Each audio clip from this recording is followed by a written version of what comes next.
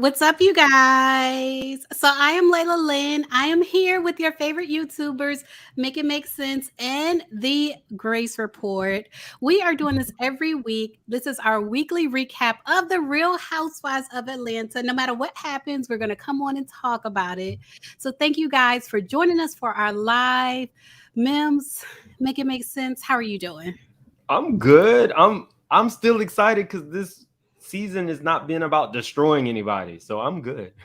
Okay, well, we'll keep watching. Grace, how are you doing? I'm doing well, thank you. I had a very kind of like uneventful weekend, which is the way I like it. I went to like the movies by myself yesterday, which I love to do on Sunday. So I feel good. What about you? Oh, yeah. I feel amazing. Shout out to the people I was with this weekend. I had an amazing weekend, like the best weekend in a long time.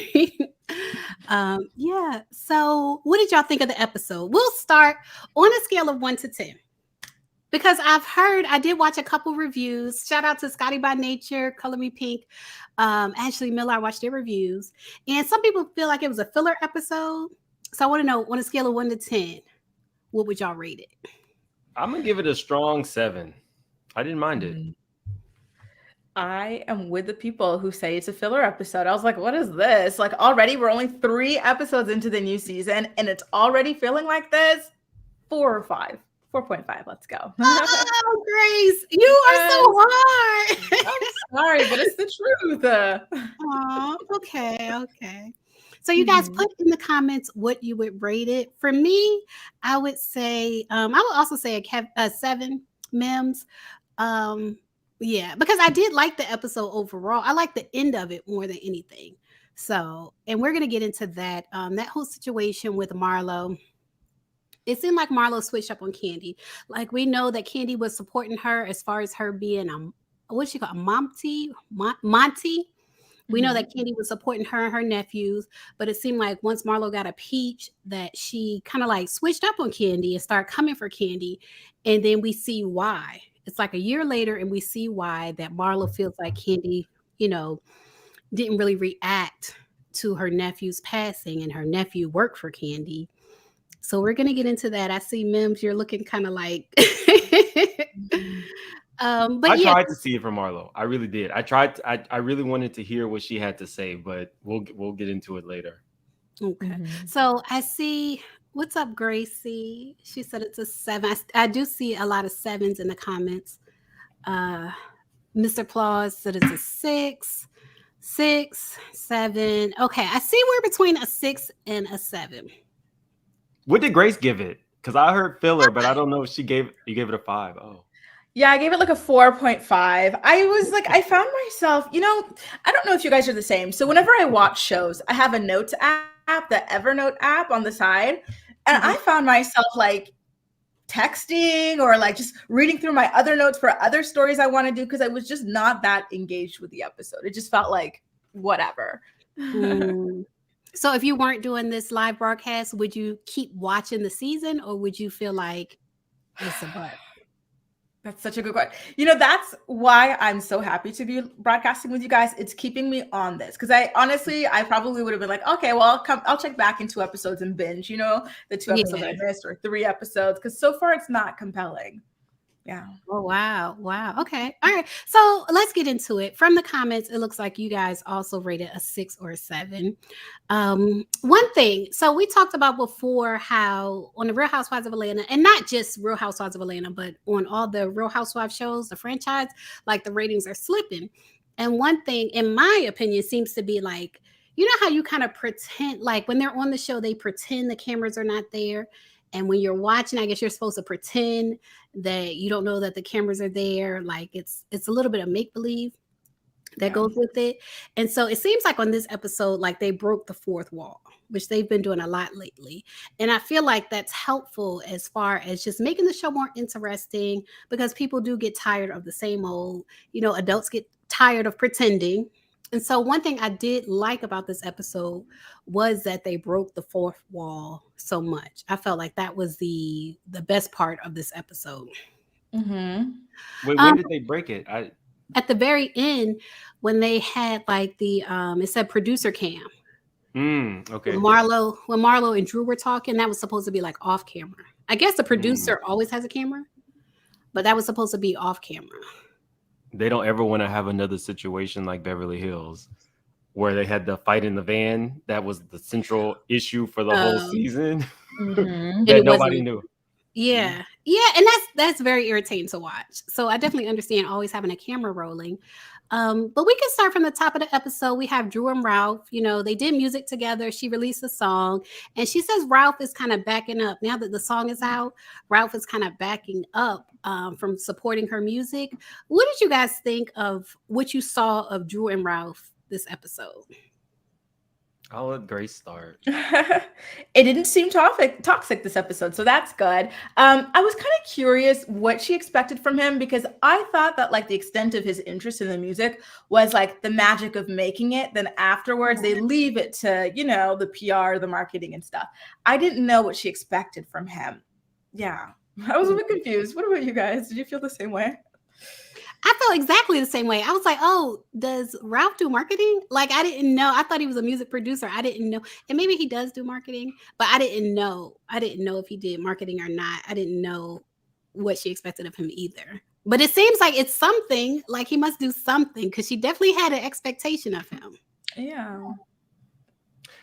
All she says is that he works in tech. And I will tell you guys, he works for Circuit City. Nothing that they have ever said made sense. Upgrading to that big of a house, if you have to wait till you get a Bravo check to upgrade your home, then you probably should not be in that home. Just like Marlo is no longer building that house. So it never jived. And he's in music, he's in this, he's in that. We have a chef that's there. We have Anthony, that boy in the butt pads. It never makes sense with Ralph and Drew. The best part about Ralph and Drew is that daughter. She is absolutely adorable. But out of that, that's it. That's all I got for them. I feel like you're never gonna let that guy go. The guy with well, I don't even know if it was butt pads. I actually think it might have been his real butt. But whatever it was, I feel like you're never gonna let it go. It was like a character produced for the show. And so I feel like they have been acting since day one, and that's why I can't get with it. I'm sorry. Mm-hmm. Okay. Circuit City. What is Circuit City? Because I thought he owned a startup. What is Circuit City? I thought it was closed. Is Circuit City still around? It is closed. Best Buy took it out. Oh, okay. It was like it was an electronics store, basically. So he's working in the store on the floor or corporate? I just don't like Blockhead. I'm sorry. We were introduced to this man while he was in Tampa, not with his wife. So it was never going to be a situation where I thought I liked him. I'm sorry. You have small kids at home and you have fled the scene. Yeah, that was sad. That was I'm sorry, guys. I'm not American. I don't know what it is, but I do know Radio Shack and I do know Best Buy. So I'm getting the concept. Okay, yeah, sorry. Before there was an Amazon, there was a Circuit City and Best Buy, and you used to get all your stuff from there. So Black Friday, you were either going to Circuit City or Best Buy, and they would have different sales on different CDs. So Best Buy would have cheaper CDs one week, so you're going to Best Buy. The next week it'd be Circuit City, you get your CDs from there. That's so funny. Why is Trent naked? What is going on? Trent, put some clothes on. Oh, I missed that. Hold on. I was trying to click on it. Yeah, so they're put some clothes on, sir. I just had to see for myself for a second. But yeah, so I don't know if this, because obviously they're gonna show, Drew and Ralph, growing apart, but I don't know if this was the beginning of it or not. You know what I mean? I can't really tell if this was the beginning of it. But then we also have, so Kandi is talking to Don Juan and they're talking about BravoCon and the way things unfolded at BravoCon between Mama Joyce and Todd, and Mama Joyce is still publicly hating on Todd, which is so embarrassing. And so basically the question was asked of Kandi, like, I believe had something to do with like her will, or, in the untimely event of her passing, who would she want to control her estate, Don Juan or her mother? And I felt like she made a good choice, actually. When she said Don Juan, because she wants everything to be fair. And I felt like he would do whatever Kandi said. I feel like he would do exactly what she said. Whereas Mama Joyce, I do feel like she would play favorites, even between the grandchildren. I feel like she would play favorites towards Riley. I feel like Kayla might be out back messing around with Mama Joyce. And then apparently Mama Joyce didn't like what Kandi said. And so on another panel, when they asked Mama Joyce about Todd, she said he's still short and she wishes that Kandi had married somebody with more money. So what did y'all think of Mama Joyce throwing that much shade at her son-in-law? She is so toxic and so miserable. I feel like Kandi really, truly needs to set boundaries with that woman. Like the fact that you cannot trust your mom to, handle your money and like treat your children and your husband like equal, worthy people. Like that to me is a red flag enough that something's going on with that relationship that needs to be repaired or severed or limited. And then for her to go in on Todd, his height and stuff, like he's got 2 kids with Kandi. This stuff affects the kids at this point. His daughter saw it. That's horrible for her too. Like, I don't know what Todd has done to deserve the way she speaks about him. Like to me, she just seems so nasty and miserable. It was kind of cute and funny, like ain't no mountain high or river wide enough or whatever to keep me off. That was funny. But like all these years later, they've been married like 6-7 years. Like stop at this point. It's weird. Yeah, especially now since he's the father of your grandchildren. It's like he's in the family now. He's not just somebody Kandi is dating or even married to briefly. Like he's in the family now. But Mims, what did you think? I agree. I said that in my review last night. The Ain't No Mountain High Enough was hilarious. But we're now like 9 years in and he's solidified and now he makes his own money. I don't think that there would ever be and I love Mama Joyce almost as much as I love Aunt Bertha. But I don't think that there would ever be a space where Mama Joyce would be happy with Todd as long as Todd is getting part of the inheritance should Kandi die. Hard stop. That's it. That's always it's about money. Yeah. You believe it's about money? Definitely. I think that she feels as though a man should be having Kandi in his will, but not necessarily Kandi having a man in hers. That's interesting. My money's my money and your money is my money. That's what I think. Yeah. Wow. That's interesting. You guys, thank you for joining us in the chat. We have over 500 in the chat. So if you're watching, make sure you hit the thumbs up button, subscribe to both Make It Make Sense and Grace Report. They're our guests today on our Real Housewives of Atlanta review. And I definitely appreciate their presence. So make sure you subscribe to them and support their channels as well. So after we had that moment, I felt like it was kind of like inconclusive. Like when I believe it was Todd talking to Kandi about it, and it almost looked like she smirked. Like I feel like she doesn't do enough for her mom. Like I feel like she doesn't set boundaries. She's not going to sever the relationship. Her saying that she's not talking to her mom right now, I don't think that bothers her mom. If she doesn't talk to her mom for a week or two, I don't think Mama Joyce is bothered by that. So I really feel like she needs to set firm boundaries with her mom if she wants that type of behavior to stop. And you know what? On the topic of BravoCon, how about someone walking by Ralph and Drew saying, "Gaslight me, Ralph, gaslight me." I wish he would have done it. I wish he would have gaslit her, like do something. I wish he would have gaslit her. I'm pretty sure Ralph would have gaslit her all night long. I heard that in Married and all. Voice. Yeah.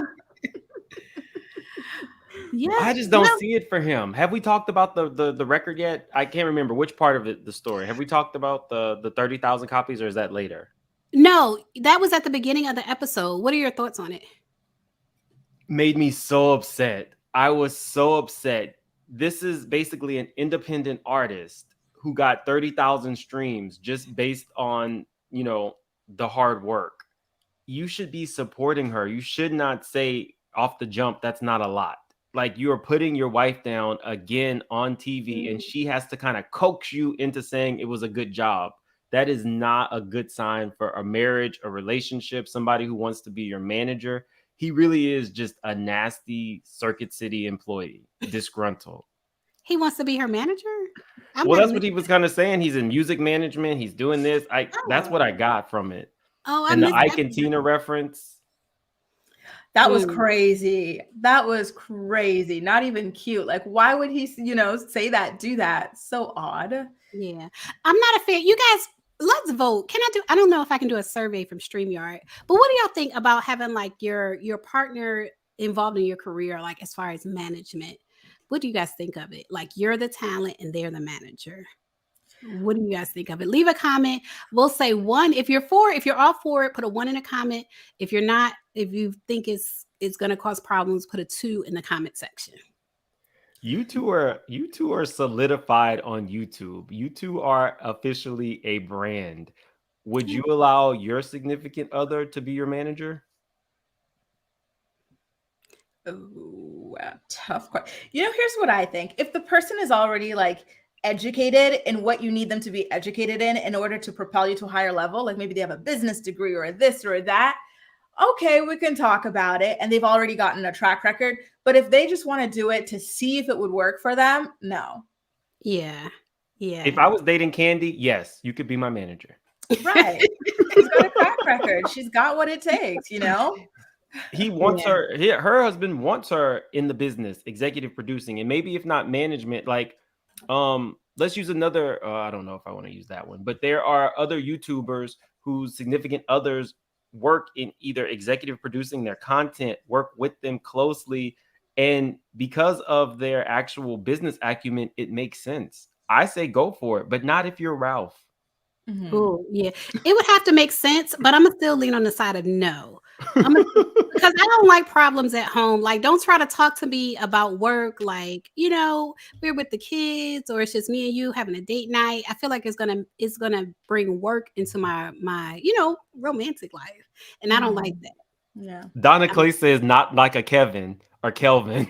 oh my god. I hate him. I hate him. Causing all those problems for poor Wendy. Yes, got her going crazy. Oh my god, the way he had a baby on her.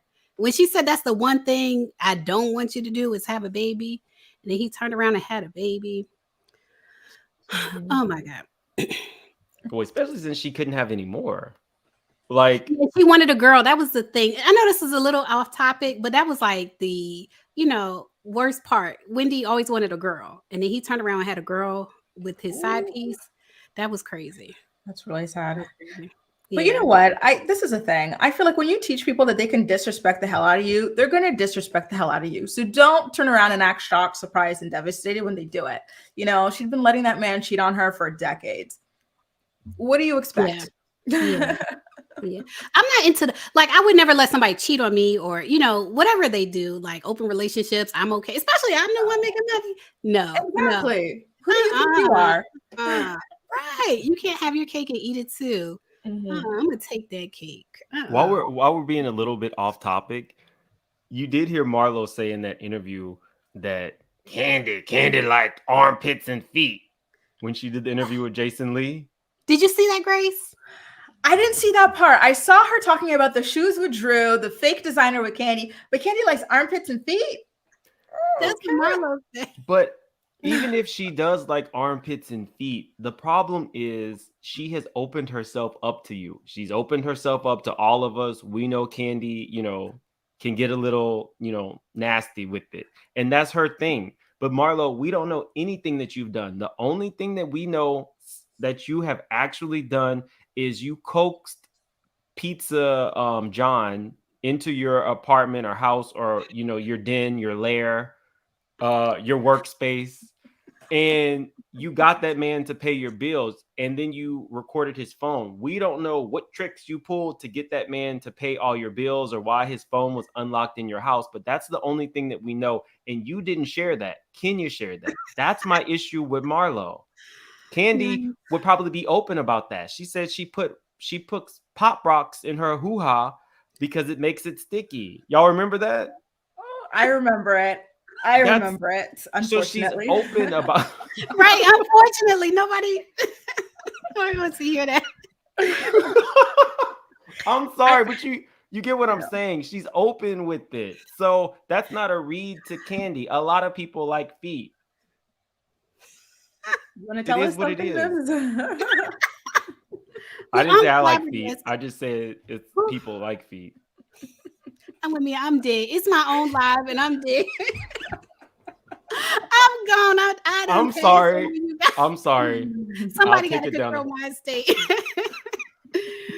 Ooh, okay. All right. But yeah, that Jason Lee interview, that it was crazy. It was a lot said. It was so much said. But Mhm. like I said, we see why, Marlo has it out for Kandi now. So in the next scene, Courtney comes over to Drew's house, which, Ralph is her cousin now. So she comes over to Drew's house, and I want to know if y'all thought this was phony. She comes over to Drew's house, and then Drew calls Kandi to invite her because she's going to sing at Candace's tour. Was it phony for Drew to call Kandi, knowing, even though she didn't witness it, knowing that Kandi had an issue with Courtney? Yeah, she wanted a moment there. I think Courtney outsmarted her though, because didn't she walk away? She's like, "I'll let you do that. I'm gonna go with the guys." I was like, "Good for you," because I thought she was thirsty and she would dig into that moment to like kind of earn her peach, but she was not. She was not with it, and I thought that was really interesting. Yeah. What about you, Mams? Definitely messy, thirsty, tired, delayed, everything you can think of, because she's trying to make up for the fact that she wasn't even in the first episode. But Yeah. Courtney bringing that dude, I think was her trying to have a claim to fame. I like group Yeah. theory, but it was given very Leon and Cynthia, except Leon coming around to co-parent is different than you taking this man to dinner with you. I was thinking this was her husband or her man, but to take your baby daddy just so that you can have that on television, no offense, nobody cares about group theory in 2023. And he was doing Chitlin Circuit plays or movies with Drew 10 years ago. No offense, the guy seems nice, but that was a tool to make us want to know more about Courtney, and it did not work for me. Honestly, when she said they had been dating, dating, on and off for 20 years, 2 decades, I about fell out. Like, what is that? That is so insane to me. That's some Tanya stuff, right? Yeah, but Right. people do that. It is insane, but I've known the people to do that. Like I've seen people do it for like 15 years. It'll be, the same person or the same group of people that they just rotate for years. So it seemed weird, but at the same time, it does happen. But I was also wondering if she brought him for clout, because I was like, if this is not your man, why is he here? I was wondering the same thing. Your daughter is 24. But Courtney looks good. To have a daughter that's 24, she looks good, right? Real good. Yeah, no, she looks great.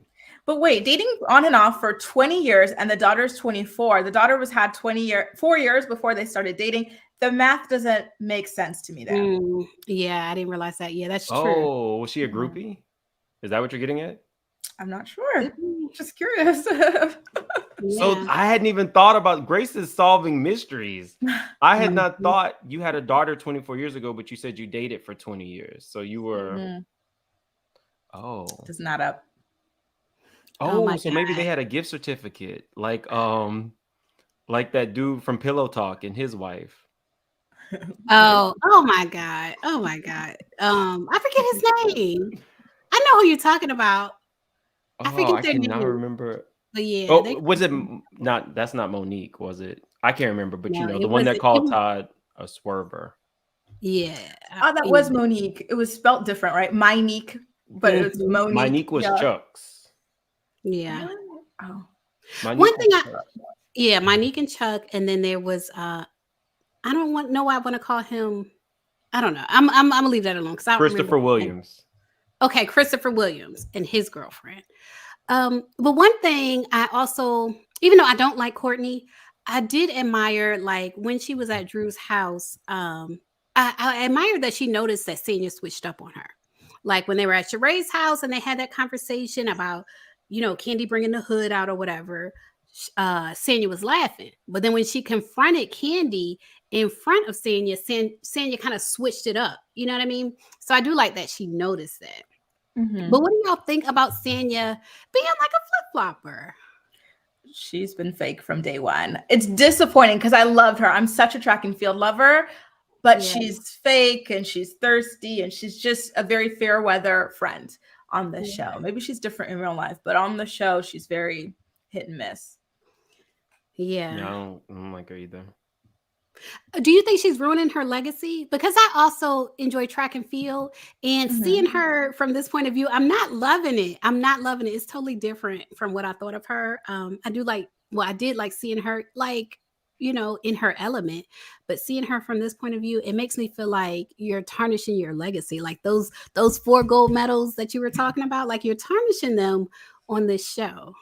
Mm-hmm.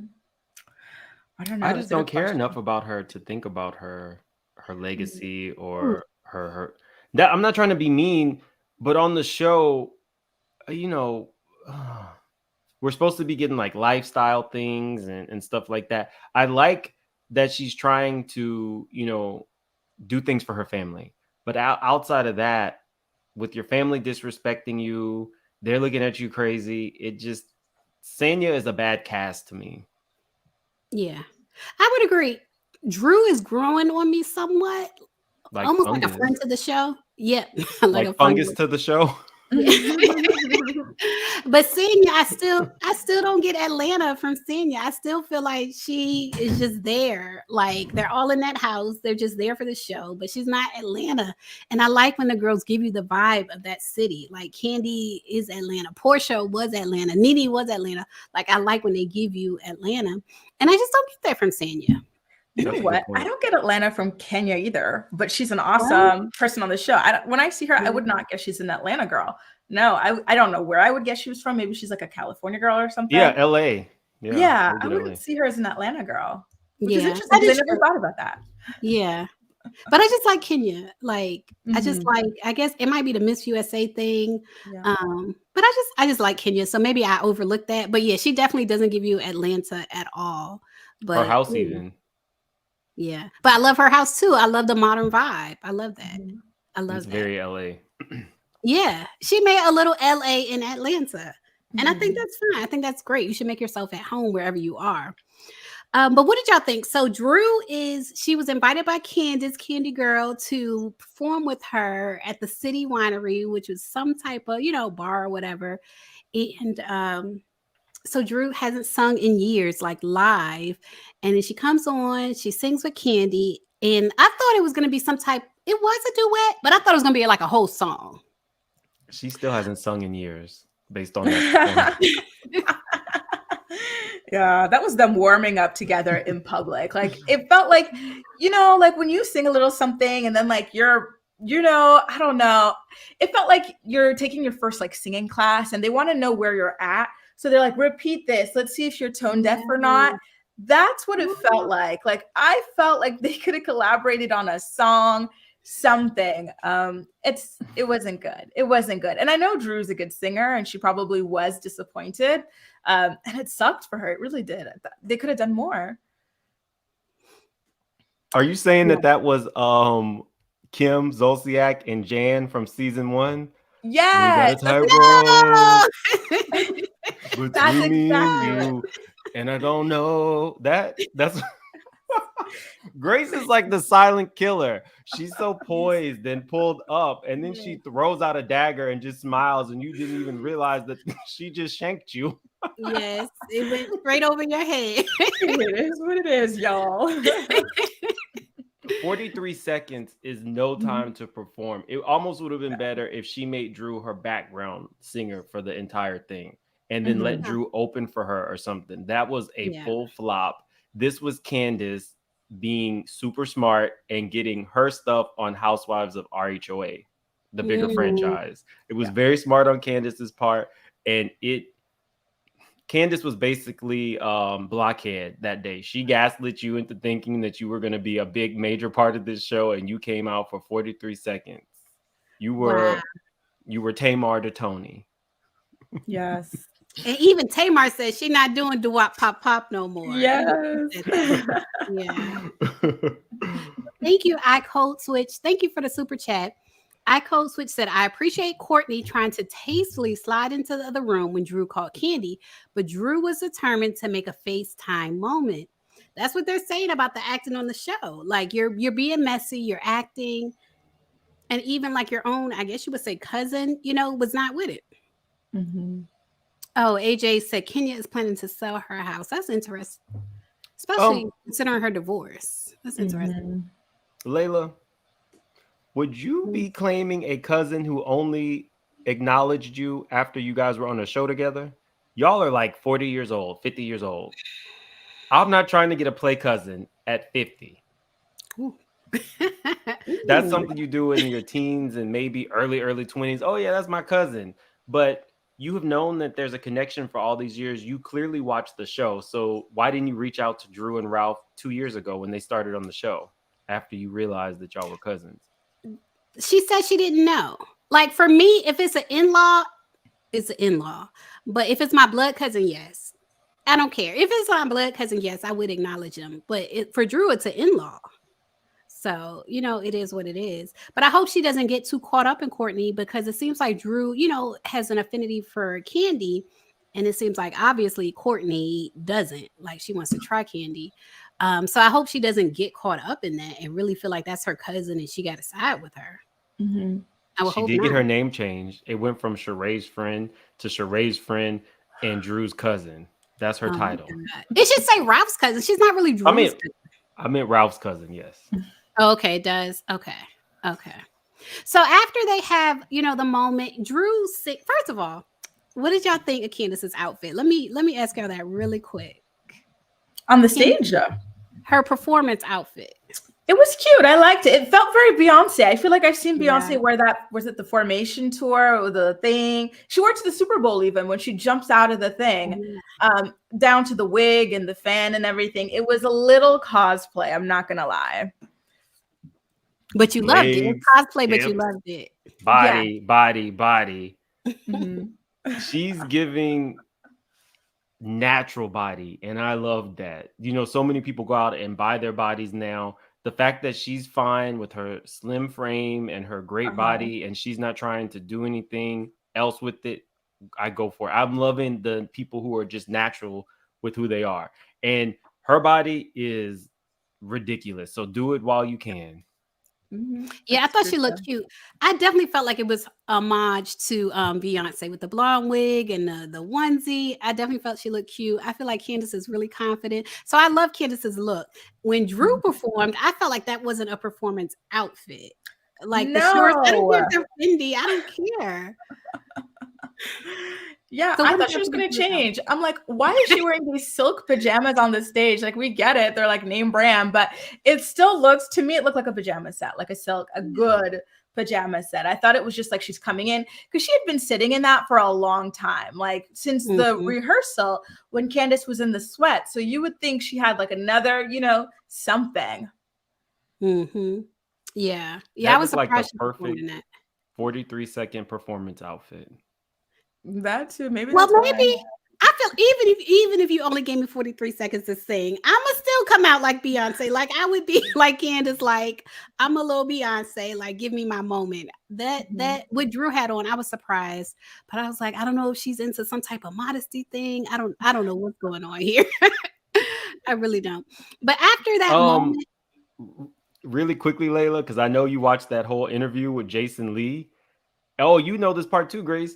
I'm wondering if there was still tags on that outfit because Marlo says that she returns her stuff after she wears it and she puts plastic underneath her heels so that there won't be any scuff marks. I could definitely see that being returned the day after. I wouldn't be surprised. oh my God, with the sweat and everything, like that's crazy. I could see, I know what you're saying, and I could see it, but I'm just saying, like, I wouldn't accept it if I was working there. Like, I would not accept this back. I Mhm. told my subscribers yesterday what it means to be hood rich. And hood rich is not ghetto, it's not a black thing, it's a anybody thing. And when you don't come from money and you praise money or you felt like, these people had it, I'm going to show it at all costs whether I can afford it or not. That is what Fendi mania is for the most part. So you got Dorit, you got Drew, you got Marlo. Everything is about a label just so that people know you can afford it. But again, Fendi has things that are labelless. Gucci has things that are labelless. There are things that do not require a label, but these Mhm. women will not wear it. So you thought that these 1994 TLC pajama set was gonna be cute and all Fendi, and it fell flat. I'm sorry. It was good on TLC. It's not great on Drew. Yeah. I'm not into the monogram label either. I feel like that's screaming like, you know what I mean? And I'm not into that. But I have a Mims. few pieces. But you don't wear I mean, yes, you can wear it head to toe, but I feel like on this show now, everybody's gonna wear that what is that? I'll think of it later. There is a piece that every woman has worn. It's either gonna be in the cat suit or it's gonna be Oh, that Mugler? Is that it? not Oh, the the bodysuit? Mugler, but there's another thing. It's a really famous French designer. He does a lot with the Kardashians. A lot of structured Oh, outfits. Belmont. That Yes, guy. they Yes. all have the Balmain Yeah. outfit in every season so that you know that they can afford Balmain. Like I can't. They all have it. They've all worn it. I always do a who wore it better because there will be 5 housewives in that. I just always feel like stuff doesn't have to be name brand or even expensive, like to look good on you. Like if you know your body, like dress for your body and make it look good on you. Like a label is not going to save you, girl. Like it's not going to save you. People are not going to love it just because it's a label. But Mims, somebody has a message for you. Fifi ASP said, Mims, not too much on the Ralph slander. Well, Fifi, he's single now, so If you're looking to get cheated on and gaslit. I love Fifi. I absolutely. She's one of my day ones. Love her. Okay. I'm like, does Ralph really have fans? All right, you got so they had that moment backstage after what you call it performs after Drew performs. They had that moment backstage, and so Monyetta and Marlo kind of talk about things. Do y'all care about anything going on between Monyetta and Marlo, or should we just skip to the Kandi? And why is Kandi so bothered by Courtney? I think it's the other way around. Courtney came in swinging against Kandi, and then now Kandi is hearing that Courtney is calling like her fans like ghetto and stuff and being very classist towards them. And that's why she's upset. She's like, I don't know you, and you come in with this like hard on for me. What's going on? Is the vibe I'm getting anyway. Okay. Yeah. Before we move on, let me just say, AJ30, thank you for the super chat. They said didn't care for Candace's wig, but she was cute and her mic was on. I definitely agree. I thought she was so cute. I thought she was so cute up there performing. And I wish Drew had matched her vibe. But I think Drew will get there. Like if she goes back into music, I think she'll get there. She'll create her own vibe. I think Kandi's finally like feeling her own you know what I mean? Like I've been on this show for 14 years. I'm the longest running housewife, and you have already teaming up with the people who don't like me, and you're coming for technically, she holds the crown and she's paid more than any other housewife for any other franchise. Like, I think she's really like, you're beneath me. So that's why Courtney affects her so much, because it's like a friend of the show is coming on basically my show, because it's Kenya and Kandi's show at this point. I would probably feel the same way too. I might do what Kenya does though. I wouldn't even acknowledge you. Kenya is good at that. Yeah. The worst thing you can do to somebody is not fight them or read them. It's pretend like they don't exist, so that way they don't fill the scene up. Yeah.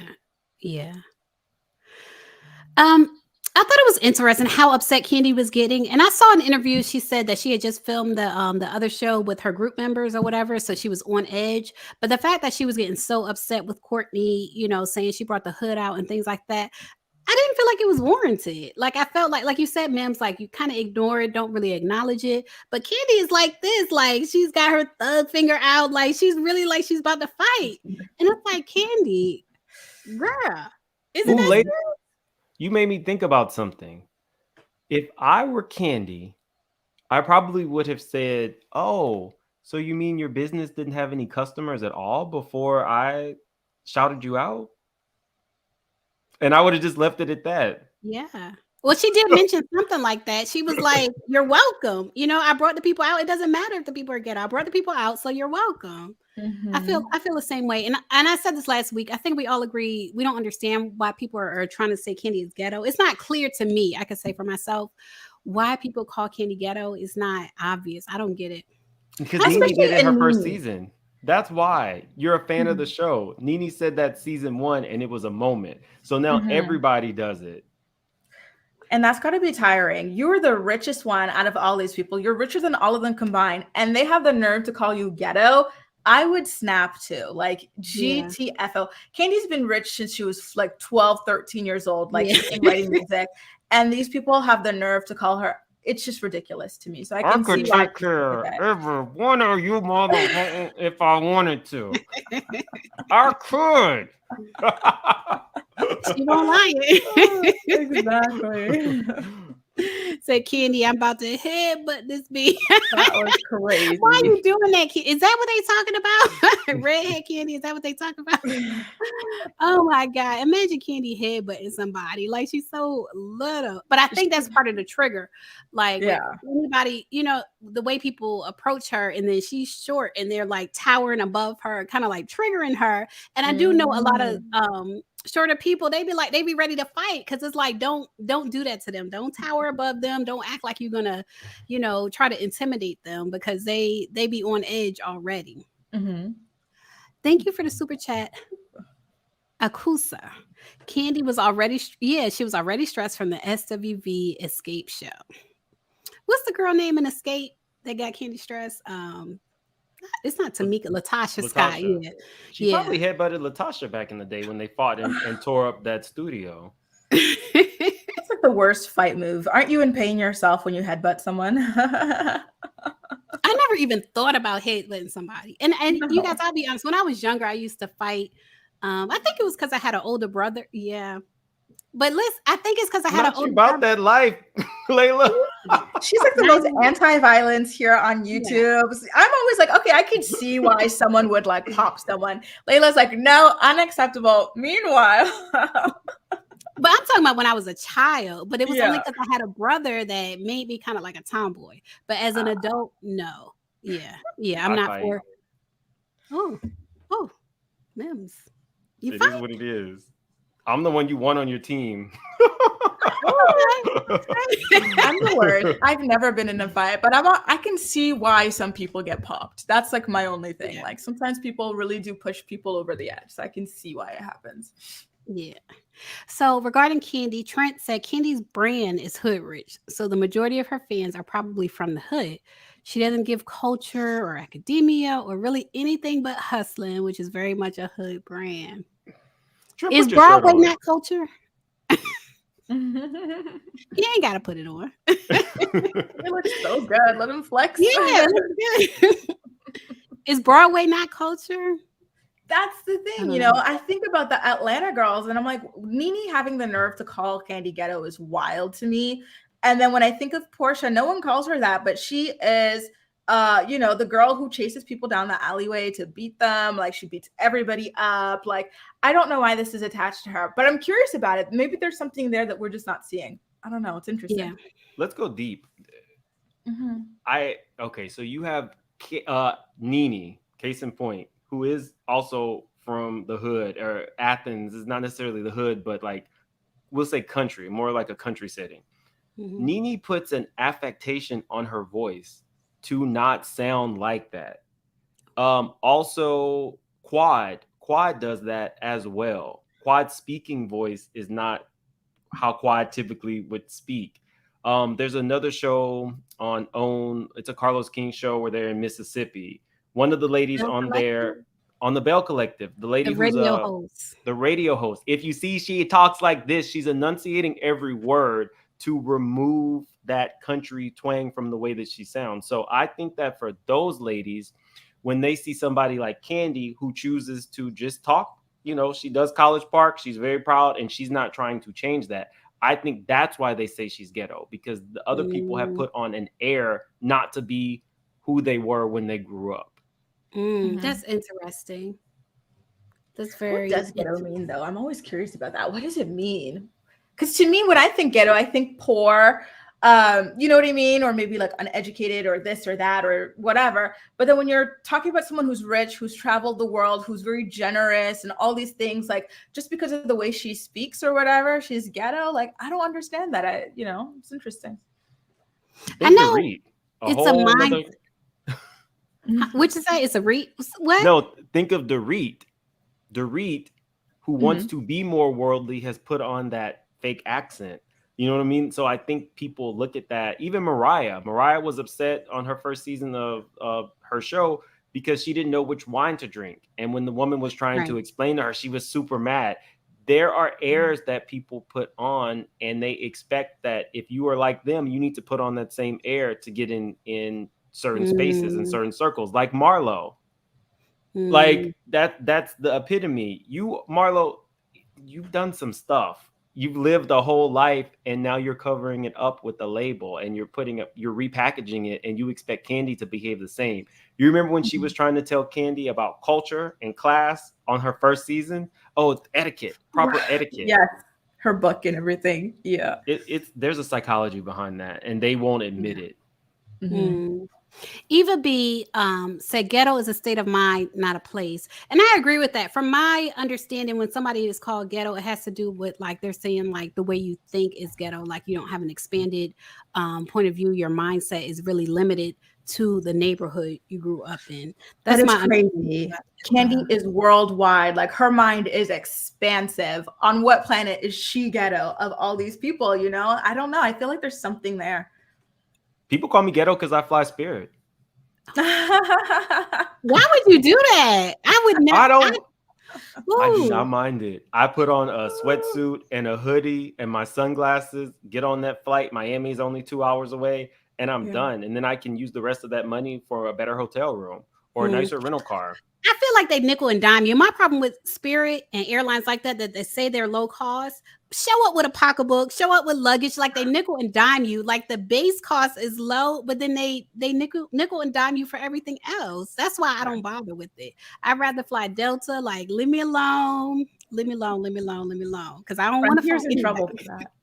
Yeah. Have I you don't seen the mind it. videos of Frontier Airlines? They have that thing. It's like if your bag fits in here, it's free. If it doesn't, you have to pay. So right now on Twitter, they're going viral. They're going to apologize soon, I'm sure, because they have an incentive to their employees. They get $10 per bag that they refuse. So like your thing will Mm. fit blatantly, and they'll still say no and try to charge you $100 so they can get $10. It's wild. Yeah, Mm. you guys have to look at it. It's crazy.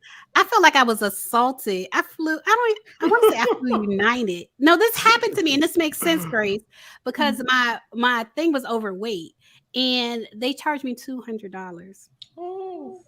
when I went to Miami, and I made the mistake of bringing 200. shoes. Yeah, I brought shoes with me. I thought I was cute. I brought shoes, and it went overweight. And they charged me 200, and I felt like I was violated with that. But that makes sense. You know what I mean? If they're getting paid, like a little commission for saying that your luggage is too heavy, that totally makes sense. It's Hmm. real I bad. know how to ball on the budget. I'll let you all know. I flew Yeah. Spirit, but stayed at the Ritz. So, Okay. Fair enough. and I only paid like total $300 for that room. There are ways to ball on a budget. For the I'm whole too trip cheap. or per night? I was only there for one night on my way to Okay. DR, but I was like, I saw that. I hopped on that. I've never stayed at the Ritz before in my life. So when I Yeah. saw that two something, I said, sign me up. Yes, yes, yes. That's how you do it. Thank you, Abu Bari, for the super chat. He said they call her ghetto in an effort to humble her because Candy is wealthy and successful, and it's the furthest thing from her brand. I Yeah. think that's what it is too. It's jealousy. Mhm. I feel like a lot of these people are so jealous over Candy, and it showed a lot in Marlo this episode too. Like she was fuming with jealousy, and it's Yeah. not becoming. So let's get into that. So Drew asked Candy about the shooting at her restaurant, but she doesn't use the word shooting, which actually it did confuse me. I'm going to be honest with you. It was kind of like, Drew, why are you bringing this up? I didn't understand why Drew brought it up. But then Marlo was like, why are you not calling it what it is? What do y'all think about Drew not calling it a shooting, but still bringing it up? What was the point? I think the whole cast knew that Candy did not want that word out there. And it's less about her cousin.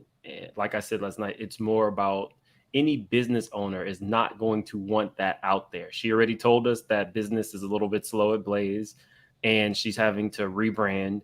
Now you have a shooting, which means that it's not safe. She doesn't want that out there. And I don't blame her for not wanting it out there. I don't think that it's the legal matter is the issue. I think it's specifically about her business, and they know it's about her business, and it is a way to finally stick it to Kandi, who is very business driven on this show. Mm.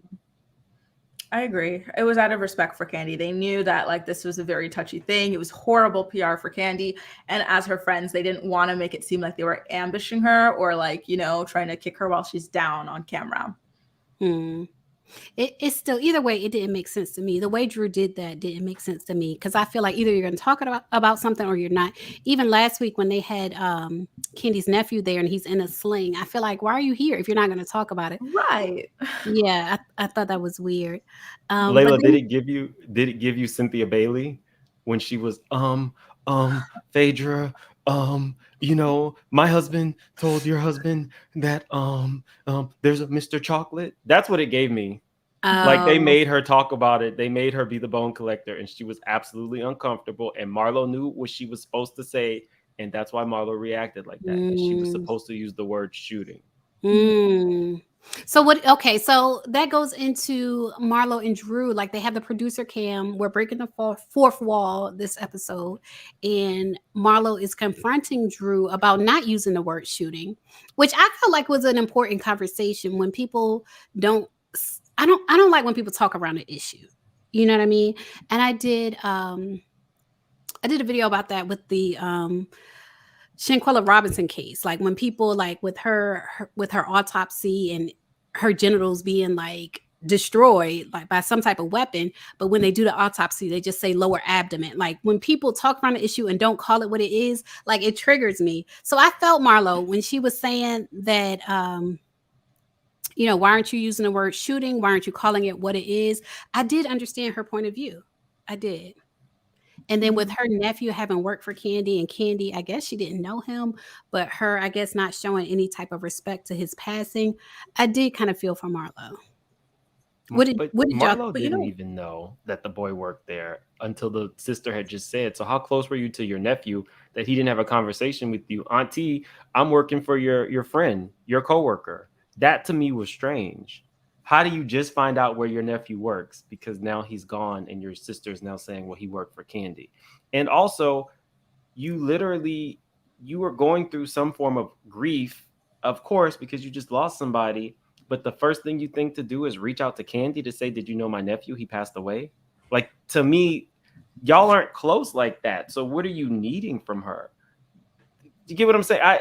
It's a touchy subject. I feel really bad for Marlo, but when I really like thought about it and why she was angry, you wanted Kandi to validate some of your feelings, and when you did not get what you felt you needed, she has now like stoked your ire for now years, as opposed to just saying, if we were friends and you're an adult, I needed something more from you in that moment that I didn't get. And then she wanted it brought up on camera the next day. So your nephew passes away, you reach out to Kandi, I guess that same night. Then y'all film the next day, and you're wanting Kandi to really bring it up. Something is there. There's No, that's a not what she said. That's not what she said. She said she was upset that she texted Kandi, the night before and told her about it. But then when she talked to Kandi on camera, Kandi acted like it was the first time she was hearing it. That's what she said. well that's what I mean. She's wanting Kandi to engage in that conversation the very next day. I don't know that I would even be able to film the day after my relative passed away. People grieve differently. I might get some flack for that, but I didn't understand why you were. It was like Lisa Vanderpump being mad that Erica Jane sent her a card when her brother had passed, and she was like, "It was a nice card. It was from her and her husband." And Lisa was like, "You only sent me a few lines." It's that expectation. Just in my opinion, there's something there. Mm-hmm. Yeah, it kind of felt like she wanted to link the cousin to the restaurant shooting to me in some weird way. Like, obviously, Candy's own cousin was shot at her restaurant. And so now Marlo's like, oh, my cousin, my nephew was shot. He worked for Kandi. Like, okay, he worked for her, but he didn't get shot at the restaurant. He got shot by his roommate. It's a completely different story. But I felt like she was trying to like throw it in there as well. And that's why she was relying so heavily on his link to Kandi. Kandi owns a restaurant. She doesn't work in there, So like, yeah, she might have known him like from coming in to see how things are going from time to time. but not that much for it to be devastating news to her. You know what I mean? So I felt like it was a bit weird too. Kandi knew the boy worked for her, but Marlo didn't even know the boy worked for her. Kandi said, I know who that is. He just doesn't work here anymore. Marlo didn't even know where her own nephew worked. Mm-hmm. I just felt like I feel like Marlo wanted it to be important to Kandi, and I do feel like with people that work in the kitchen, like Kandi and Todd seem to be in the kitchen. Like I feel like they might not know all the waiters and waitresses and things like that, but it seems like they be in the kitchen, especially with their nephew working in the kitchen, and so I did understand Marlo's point of view. Like, I told you about this last night. Now I'm telling you about it again today. You're acting like I didn't even tell you. Like, it almost feels like a disregard, like, for my nephew's life. You know what I mean? That's how it came across to me. So I did kind of see Marlo's point of view. And I guess that's why, at this point, she feels like Kandi is a phony person and only talks about the things, which I don't agree with. When she says Kandi only talks about positive things, I don't agree with that. But on this situation, I did see Marlo's point of view. I did. Layla, can I counter something there? Because once you were saying that, it got me to thinking. Marlo also did that same thing as it related to her nephews. She was mad at Kandi, who sent like birthday cards and birthday money, but she said, no, I want you to invite my kids over and I want to spend the time. They need to spend time with you and you're part of my village. But it's like, that would be something that Kandi might do for Tiny's children, maybe Tamika's children now that they're cool, maybe Kenya's daughter, but we're not friends like that. And that this is now the second time that Marlo feels like she's exposing Kandi for being a fraud. The first time was, well, you say how many people who are your coworkers send cards filled with money to your nephews that you are now taking care of? Did Nene send them something? That would be my question. All of your good friends, did Sheree send them a t-shirt? Probably not, because they would already be on Instagram wearing it. So why is the expectation that Kandi didn't even want to talk about her own nephew getting, or cousin getting shot on camera. So she's already set a precedent that she's not going to talk about that kind of stuff. So you, instead of just saying to her in that scene, oh, I'm really still distraught because my nephew passed away. And then Kandi could have, talked about it. But you said something like, I've been on the phone with my sister all night. And you expected Kandi to say, was it about the shooting? And she didn't give you that, and you're mad. Put it out there. If you want something for a scene, put it out there. Let her know I'm willing to talk about it on camera. But I just don't like that. If I tell somebody that, even whether you're my friend or associate, if I tell somebody that my nephew died and the next day I'm stressed and they ask me why am I stressed, that's a problem for me. You know what I mean? I just told you my nephew died. That's a problem for me. So, like I said, that's why I understand Marlo's point of view on that particular situation, especially since he did work at OLG. A lot of times, when people have worked at a certain place, they will acknowledge it. And so I just understand Marlo's point of view on that. But you guys, I want to thank you guys for joining us for our recap of episode 3 of The Real Housewives of Atlanta. We do this every week with your favorite YouTubers, myself, Make It Make Sense, and Grace Report. So thank you for supporting our channels. Thank you for those of you who have joined us today. We have over 1,000 in the chat. So hopefully you've hit the thumbs up button to get us into the algorithm. And I'll ask you guys, what are you looking forward to on the next episode? Great question. Okay, what is this mess Sheree is playing around with? Talking about, let me go see the gynecologist to see if I'm pregnant or not. I want to know what that mess is all about. Yeah. I bet you it's fibroids. I know it's fibroids. What a mess. I just want to make sure that they stop addressing old things. Like, I don't want to hear anything else about a BravoCon being part of your storyline. I don't want to hear anything else about last year's reunion or something that somebody might have said to you during last season. That's a telltale sign that you don't really have anything going on currently. So, and I love Kenya. She's my favorite housewife, but you can't be telling Monyetta what to wear at a charity event when you wore this to a charity event. You can't do it. Hold it up again. Let me see. Remember? That was Ken. Oh, okay. You saying Kenya? She was Okay. mocking Phaedra with that Yeah, outfit. yeah. Yeah, I Yeah. don't think Manietta's outfit, it was like a short set. Like, I don't think it was inappropriate, for children to be around. But Yeah, I am looking forward to that. Kenya's performance with the Magic City Classic. And then I also want to know when Marlo was like kicking Kenya's door like that, yeah. what was that about? Because I did think that was a lie. I want to know what that was about. She's such bad Marlo said vibes. Marlo, I'm sorry. She's bad vibes. Like, Yeah. she said in that interview with Jason Lee that she loves Kenya's daughter and that's the best part about Kenya and everything, but she don't need to be having the daughter around when we're filming. And so that is, I think, now an ode to her kicking that door. That little girl is in a hotel room probably more nights out of the year than any of us combined. And she needs to feel safe and secure with her mother, who is her only parent.